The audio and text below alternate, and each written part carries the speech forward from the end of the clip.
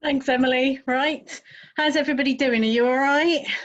You okay? Wiggle your bums. Got a couple of minutes wiggling, if you like, before we jump into coronavirus research, which frankly is quite heavy going. So wriggle, wriggle, wriggle while you can. Okay.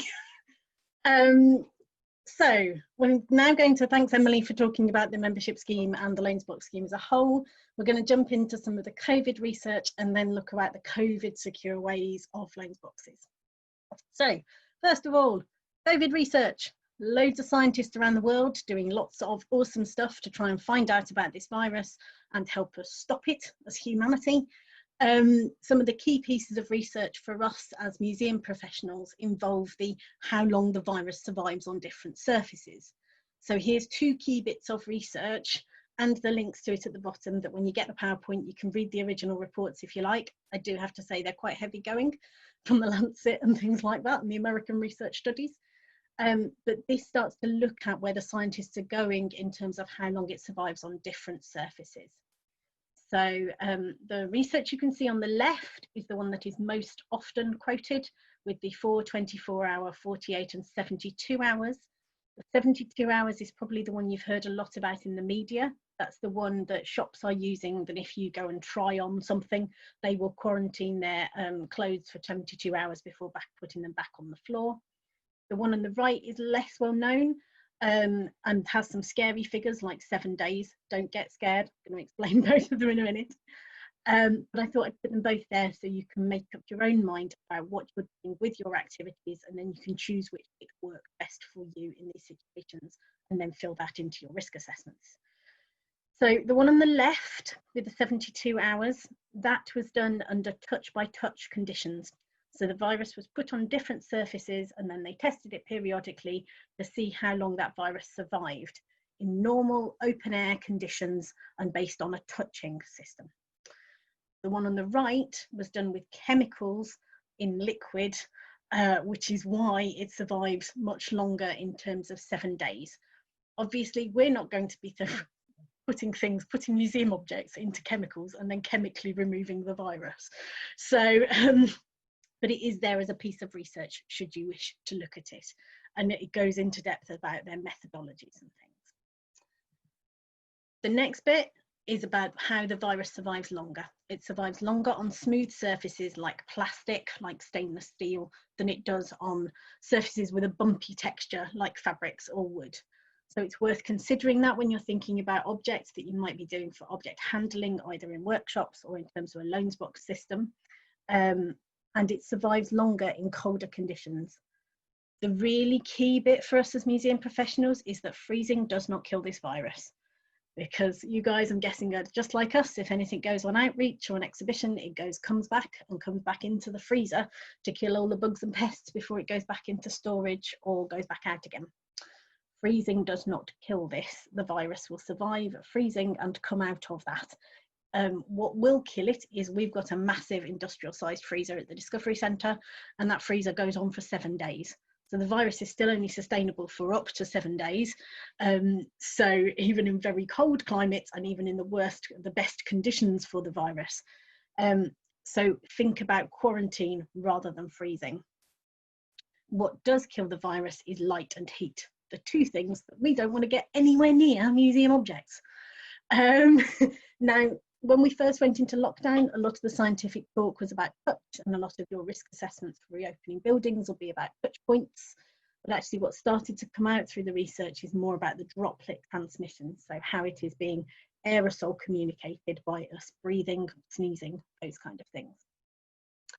And there's another piece of research that says that if you are working outside in a naturally light atmosphere, if it is an autumn day in the UK with the kind of temperatures that we have then, there will be a 90% destruction rate on the virus, so not completely dead, but pretty completely, within 19 minutes. If you repeat the same experiment on a hot, sunny summer's day, that virus destruction is within 6 minutes. So those are much quicker than your 72 hours. Obviously, your risk assessments will need to be predicated on the 72 hours, but as you start to do things and make activities happen, then you might want to consider those different lengths of time for doing different stuff and how much light and heat things can be exposed to. We're now going to go on to what we need to think about in terms of the questions you need to ask yourself in terms of setting up Loansbox systems. So I've got big ideas and the smaller practical ideas, and then how we're changing ours to make it COVID secure. So the big ideas are things like, is this a long-term development or a short-term need? So are you thinking about doing this for forever? Is this going to start off a massive different new program for you? Or is this about keeping your school visits going or your school relationships going over the next autumn term and maybe over the spring term as well? So because how you set the system up will be determined by whether this is a long-term or a short-term development. You might choose to do some things differently. Obviously, we've talked about how key it is to talk to different colleagues, and we'd always say, make sure you've got collections, conservation, front of house and things involved. Emily said our loans boxes can go back to any site within the service. So we have had to brief those front of house teams and our learning and access officers across the different sites as to what to do when those things come back into the building. We did some learning around that, I would probably say, because sometimes boxes turned up and we were in places we weren't expecting, first of all. But it's about the checking and the checking of the objects when they come back. And obviously there needs to be more of a COVID secure angle to do that for now. So we need to make sure that we've got that in place as well. Build on your existing relationships with schools. Emily talked a lot about working with colleagues, but a lot of the developments that we do around the Loansbox system happen because the members have asked us to do something. So we've got those relationships with those schools. Thinking about what staff skills you will need in-house to be able to do it. So ours is a complete wraparound system with support things on My Learning, and we've been doing films. We've learned a lot over the last few months, as has everybody else, but we've also noticed where we've got skills gaps. So starting to audit what you might do in terms of a programme and then what skills your teams are going to need is going to be really key. And then thinking about your organisational wide processes. So we reckon to set up a loans box in Leeds Museums and Galleries, it takes about, and I'm looking at Emily so I say the right thing, somewhere about 10, 12 weeks. She's looking at and going, and the rest. Do you mean to make one? Yeah, to make one. I think I'd say 6, but it very much depends whether the people that you need are in at the time you need them and whether it's about to clash with all of our exhibitions opening at once. Exactly, which is what I was going to go on to say in terms of your organisational systems and processes. If it all runs smoothly and there's no clash of exhibitions and the curatorial staff aren't doing my wider exhibitions and the conservator isn't also helping with those exhibitions, it can be really quick, but some of them have taken longer than that. So it's thinking about how this fits in with your organisational peaks and troughs and what that looks like now as we go back into reopening with phased reopening of buildings, not many staff on site. How are you going to manage all of those kind of things? In terms of the practical stuff, as Emily's talked about, we have management systems and processes in to make sure we know what is where at any given point. So you'll need to set up some kind of system like that probably. You need to think about the 72-hour rule, which is probably the key bit, to be honest. It's about quarantining. Obviously, there is a swap time between boxes in the museum, so we need to think about making sure that that is 72 hours. It always is with us. But if you're doing them more back to back at the moment, or you're thinking about it, then you probably need to elongate that gap to 72 hours, but also giving the teachers enough information so that they can do that in schools between their bubble groups. So certainly in England from September, schools will be teaching in bigger bubble groups than they have been. So a class or an entire year group. But often what we found with Emily's clever matching and community and curriculum planning is that a rocks and fossils box might get used by more than one year group because they're doing different topics, or it might get borrowed to do an art topic or this, that and the other.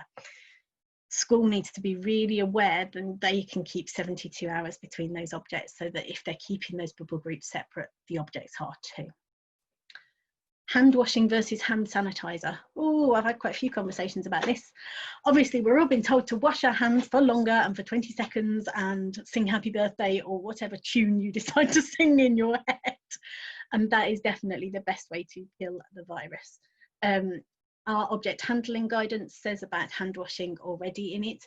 We're going to up that in terms of what we're doing and what we're saying to schools when we train them. You can use hand sanitizer, and having spoken to several conservators, ours included, they've got to make sure that the hand sanitizer is dry on their hands before they pick up an object. So you know what children are like, and adults. If you put an object in front of them, they're going to want to go and grab it, aren't they?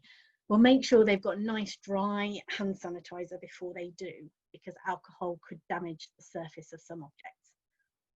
You'll be more safe in terms of glass, in terms of ceramic, in terms of things that are smooth and easy, rather than anything else, but hand sanitizer is something to think about. Gloves, again, as Emily said, we've got 2 pairs of nitrile gloves currently go in every loans box. They are now counted as PPE. We are part of a local authority. We can't buy our own museum nitrile gloves. We've got to go through the purchasing hub now. So we've kept back things like that. What we are looking at is cotton gloves. But if you can do it on hand washing and bare hands, then you've got more security in terms of holding objects. It is easier for little hands to hold them with their hands and less of a drop risk than it is if they've got slippy, slidey gloves on. There will be conservation implications about cleaning things, so just be really careful in terms of what language you're using when you're working with teachers. If you say you're going to sanitize something, how is that viewed? And obviously it's not just the language you put in the paperwork. You probably want to state very clearly in training and in paperwork that teachers aren't to clean things between groups unless it is safe to do so for that object. But what we want to avoid is lots of teachers getting overzealous and dunking their things into buckets of water, isn't it really? With lots and lots and lots of soap. Think about mitigating high touch surfaces. Can you put them in boxes that can be wiped down if they're in perspex boxes? Is that something that you choose to do or not? Can you cover things up? Can you include things about not putting it near their face? I've got a 7-year-old, everything still goes near his face, to be honest. So that's kids, isn't it? And whatever measures you're thinking about, think about those with additional needs who are working in mainstream settings, or indeed if you are still going to work and operate within SEND settings. Or early years settings, because all of those will want to put things near their faces, near their mouths, and do all of that kind of stuff. So you don't want to poison them, and we don't want to give them the virus. In terms of what we're doing as Leeds, Emily's explained what we normally do. We are looking at very practical steps. Most of it can be made quite COVID secure quite simply. The teachers collect and return from us, so we are making sure that we are socially distanced when we do that. It is literally a case of trot in, put the box down, teacher reverts, staff member comes up and picks it up, you know, that kind of thing. We need to retrain our staff because everybody at the Discovery Centre, collections team and front of house team, all know how to take a loans box in at the moment. We just need to do some of that retraining just before September, which is what we're working on now. And abiding by the building risk assessments, which I'm guessing you will all have little feet markers where you can stand at 2-metre distances, or taped lines on the floor and hand sanitizer and things like that. So we'll put all of those things in. Same with the building things about clean and used pen boxes for signing in and out. Some of you will already have that in your buildings already, so it's just a case of making sure that's in for this one. We will wipe down the boxes, we will check the contents as we normally do, we will unwrap the objects, and we will leave them to air or to quarantine in their locked storage cupboard that we keep them in, basically. And we will leave them in there for 72 hours, and then everything should be dead. Everything, it's all gonna die. And then we need to be really clear with our staff hygiene, because obviously if the teacher is coming in and putting in a box in the middle of the floor and we are picking it up straight by the handle, we need to make sure that staff then immediately wash their hands or hand sanitize, and that handle is wiped. We're also writing extra guidance that will go into the boxes for schools, and this will be flagged up with Emily in her annual training. So there will be really clear guidance covering all those 72-hour steps and things like that, which I mentioned in the training. And the emphasis is really on teachers using their common sense. That's what they're being asked to do by the DfE in England, is use their common sense in terms of some of the guidance that has been sent out. Obviously schools have massive risk assessments, as do we, but it is left up to that individual teacher when they're in the classroom using those objects as to how they're going to use them. And I think they should be probably quite fine.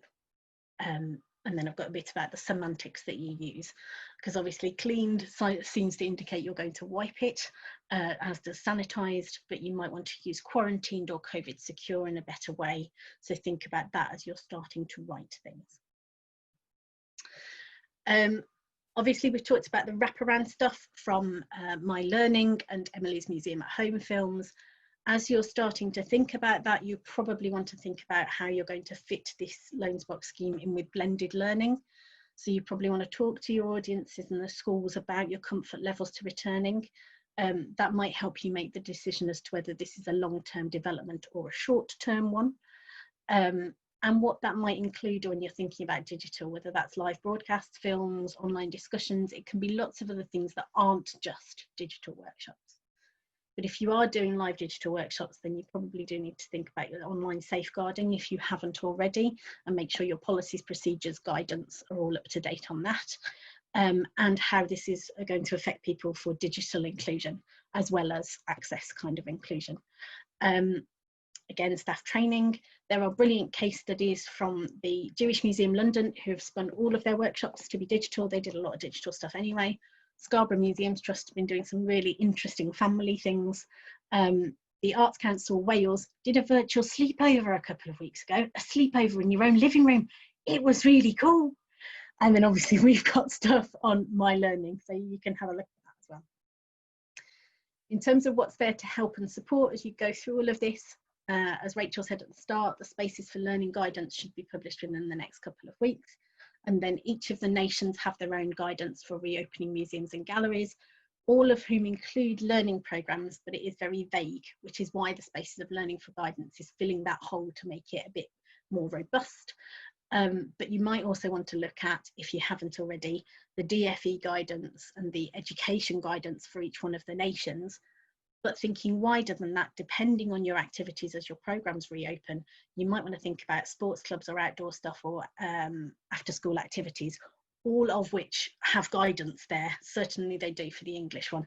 And I think the other nations will follow roughly in tandem. I know the timelines haven't been, but in terms of the guidance as it's been coming out as things have been reopening, they're roughly similar. So have a look at those. Finally, there is going to be more training all the way through the autumn from all of these different people. So there is stuff there to help you if you need it.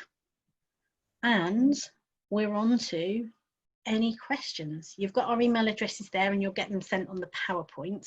So if anything comes to you after this, because I've got about 20 minutes for questions, I think, I will stop sharing my screen so you don't just have to look at our boring email addresses.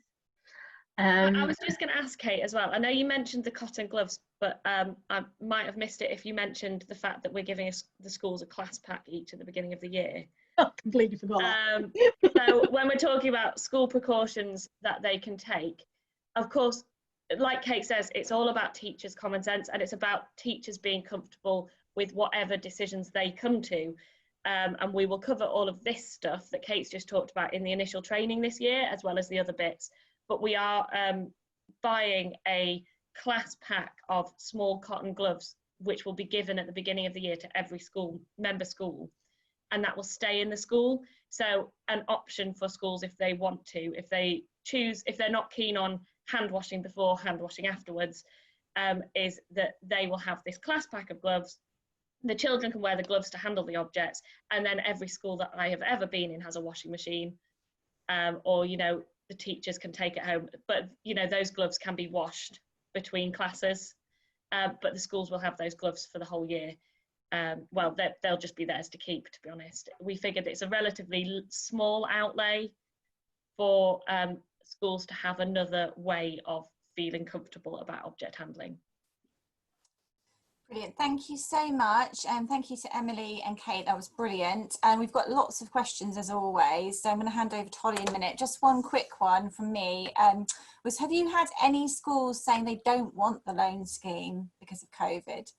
No, not at all. And actually, I forgot to mention, coming towards the end of what I was saying as well, that we are launching virtual visits as part of our post-corona offer across a variety of our different sites, and they will all be offered to members first. And I've already got members booking in, even though they know that the workshops aren't ready yet. Members are excited to be given first dibs on our digital offer as it comes together, and they're really interested in digital.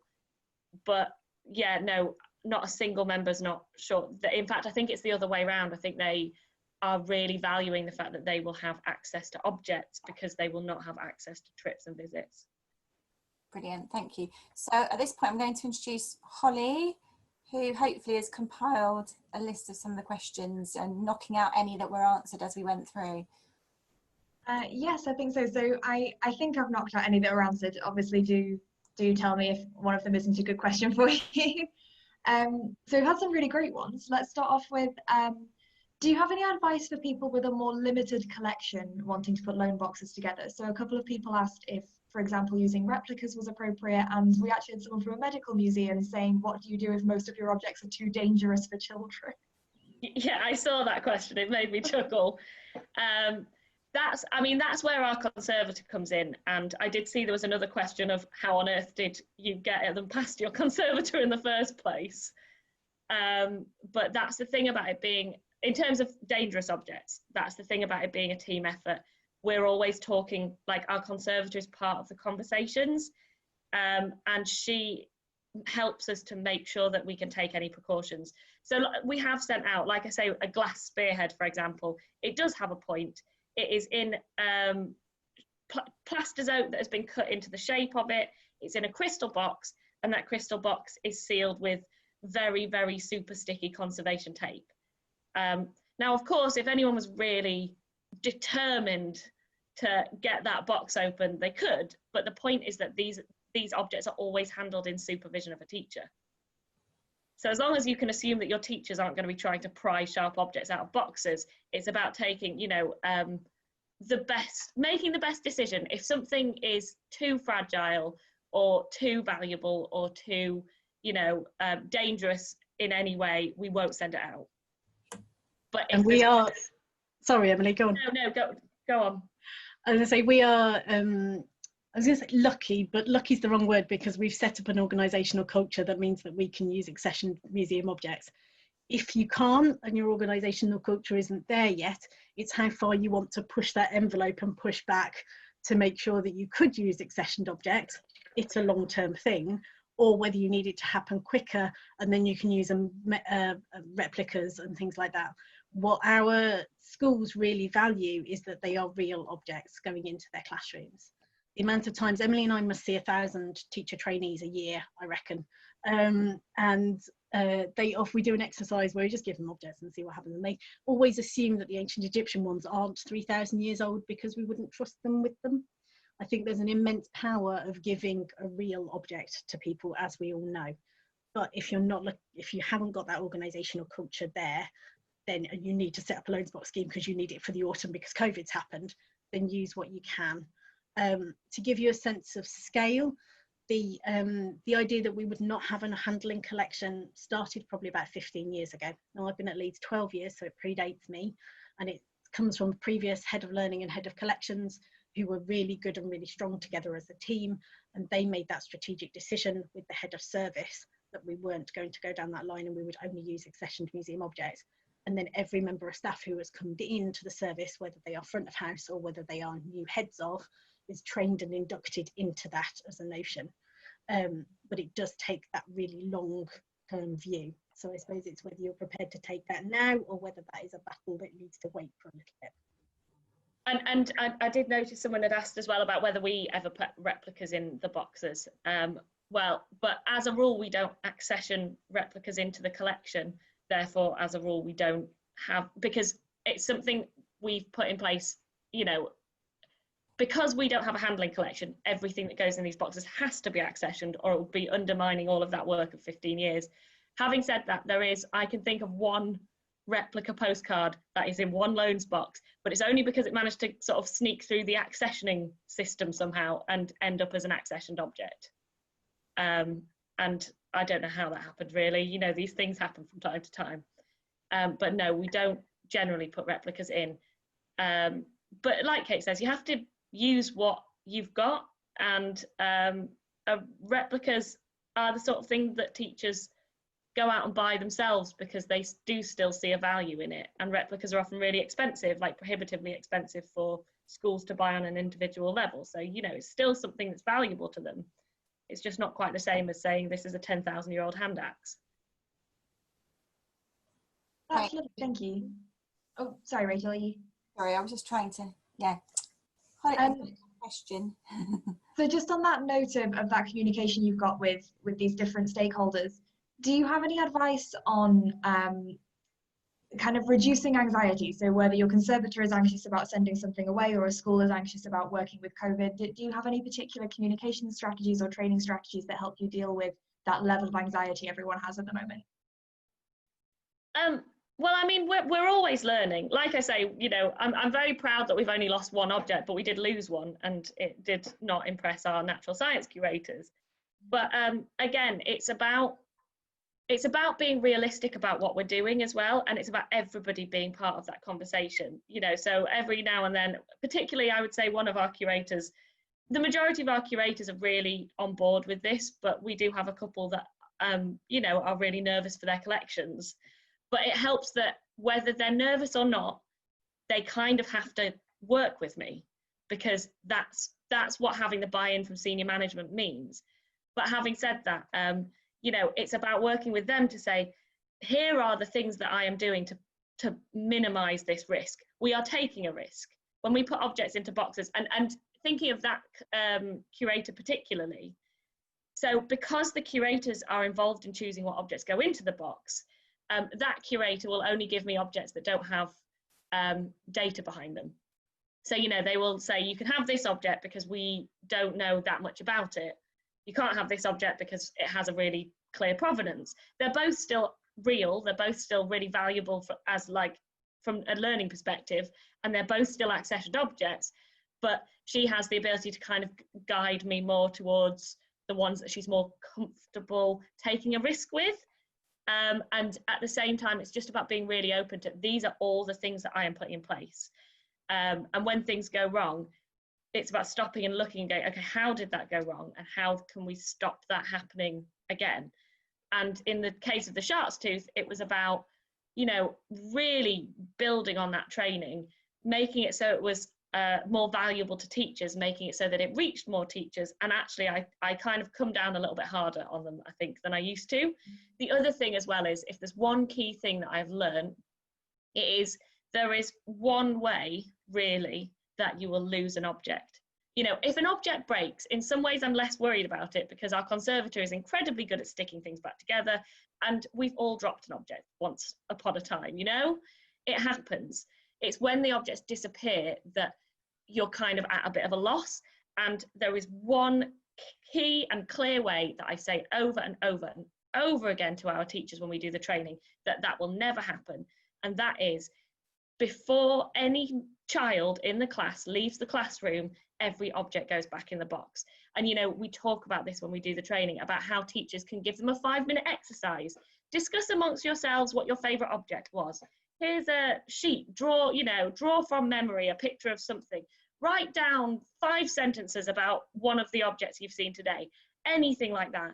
And while they are doing that, the teacher gets all the objects one by one, puts them in the box.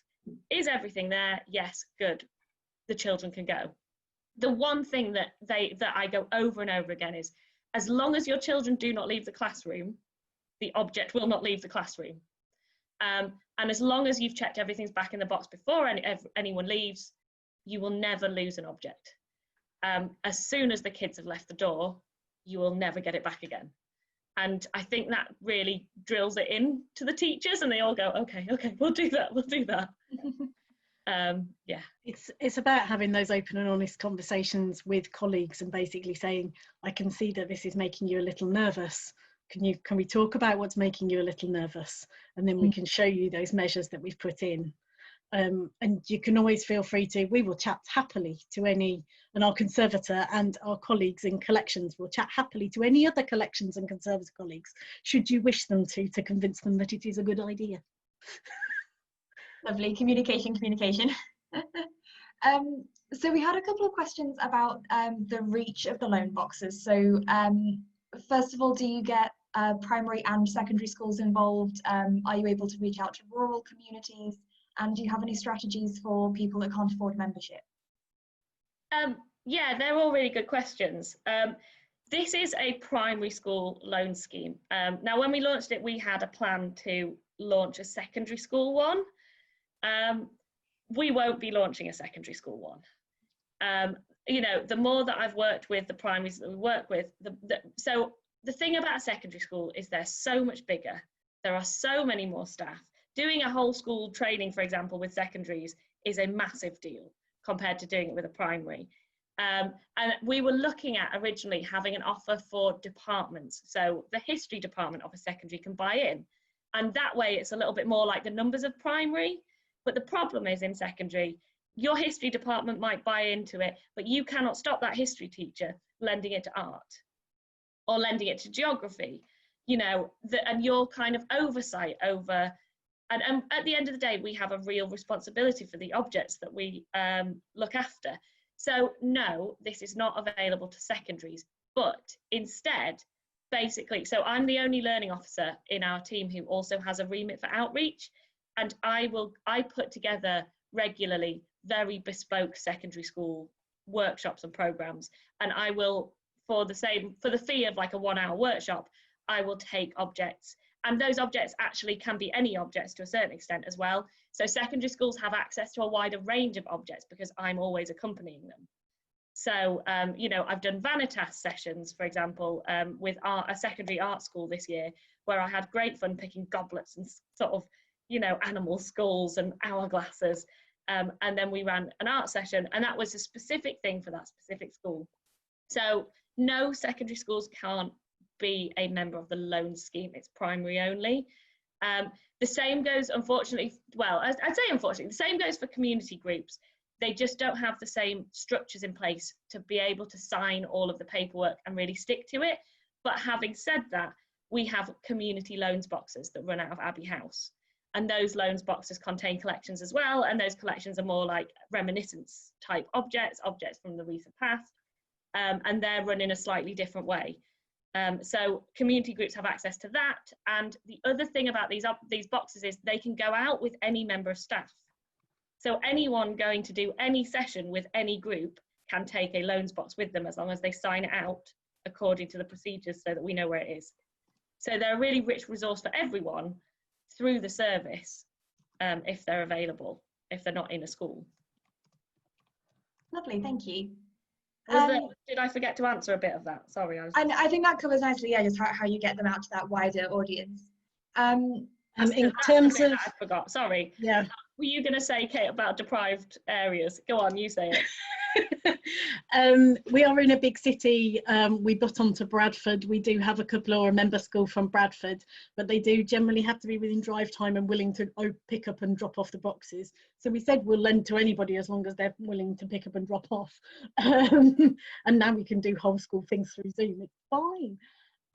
So we have less rural communities around us. It might be that transport thing and working out how they're going to pick it up and off and things like that. Most of our member schools come from deprived areas of the city. They are not leafy lane schools in any way, shape or form. They're generally in the lowest 5% of the wards in the city, which is because they see a value in it in terms of raising cultural capital and raising attainment, because they get all of that wraparound care and curriculum support. It's also about access, because actually, although we don't offer a discount, say, for schools who are in sort of the more deprived areas, we do offer a 10% discount for any schools joining as a MAT or as a cluster where a number of schools join together. And really for the schools that are in, you know, our highly deprived areas, they might not have the parental support to get coach journeys, you know, to be able to pay for coaches to go out on trips a lot of the time, but they can give the kids the access to the objects in this way. And if they're higher level members, they also have assembly, so they have really inspirational people coming into school. they have all that staff support that they often need quite a lot. And we're now with the virtual offer as well, you know, there are lots of options for them that don't involve the expense of taking classes out. Thank you very much. Rachel, do we have time for one more question, or do we need to wrap up? One more? Just one quick, one more? So the last one we can ask then is, you've obviously put loads of work into putting these loan boxes together. How often do you revisit them and revise them and replace objects? And do you have a process for kind of keeping them fresh? Sorry, there you go. That's a really good question as well. It very much depends on, you know, the conversations we're having with schools. So I think generally once the boxes are set and when they start going out to schools, we get a really good indication of whether they work or whether they don't work. And you have that kind of feeling as well. I know that I can think of a couple of boxes that I'm like, they're not quite done yet. You know, we've made them, but they're missing something. So those boxes we will revisit until I'm kind of happy with them. And then with the feedback and conversations with teachers as well, that's a really important part of it. But on the other hand, if a box has been made and schools are really happy with it, we tend to leave it, because I think some of our members, certainly, they like to know. I mean, we're happy to send the object list out to them in advance, but if they've used a box the previous year, for example, you know, I got a request this year for the dinosaur egg box, and I was like, we don't have any dinosaur eggs. But what it is it's that Key Stage 1 teacher used our fossil box with a dinosaur egg they have in school, and they wanted that box again. So we try not to just sort of change them for the sake of it, but we're always building. And things like the World War II boxes, one of the schools recently had a look and said, actually, we'd really like some propaganda. So I'm going to try and, you know, go through the motions to get something like that to go into the box, because I think they're right. I think it's missing that. Also, all of the objects could be recalled to go in an exhibition. That's in our terms and conditions. We do not guarantee the same objects every time. And when we get them back, because we get all the boxes back at every half term, Christmas, Easter and the summer, and we check them as they come back in, we might refresh things or change things or have those conversations, but they all get condition checked in the summer, in theory, although this year that hasn't quite happened yet. It's all happened now. Hey! Brilliant, thank you so much. Can we give both Kate and Emily a big clap, and thank you for their time. It's been very, very generous with your time and undertaking 2 of these sessions for GEM. We're really, really grateful. And also thank you to Holly, our fantastic question master convener. So thank you to Holly. Just quickly, if you're not a member of GEM, then please do consider joining.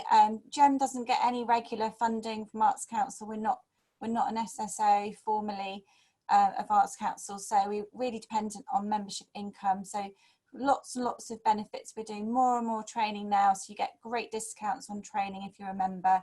And yeah, so please do have a look on the website. And also, we've managed to miraculously just get online bookings for the first time ever. So it's super easy to sign up to GEM as well. So if you're not a member, do take a look, and hope to see you all again soon at one of our other events coming up.